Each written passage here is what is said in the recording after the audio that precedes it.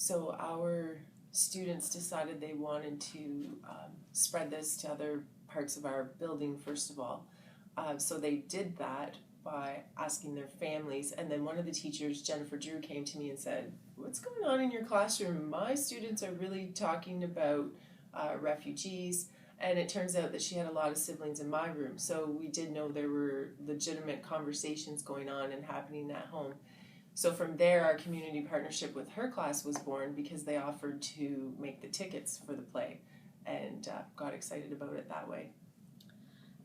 And as the administrator seeing that across the school, I know that they just ended up being the class that was making the tickets because there are other teachers who were quite interested and involved to be part of that as well. Part of what happens in these partnerships is within school partnerships among teachers and among colleagues. So they are hearing about something that one teacher is doing and they're wanting to support and they're wanting to help out in that regard, which is awesome for this teacher and this project and deep learning task. But what happens there is that they see what's going on here and they can spread that into their own classrooms. And perhaps not on such a grand level. I mean, this task happened to end with a very big play and it was a 7-month task, but that's not necessarily what's happening in all of these tasks, and they don't have to be such grand tasks. So the learning that the teachers are experiencing through one inquiry task is applicable to their own classrooms and their own teaching.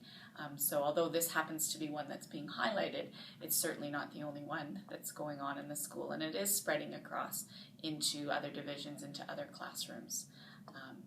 And which is great to see, and to have our students then feel that confidence at multiple ages to have a feeling of, I want to do something about this, to have some learning that's impacting them personally and wanting to take action on it.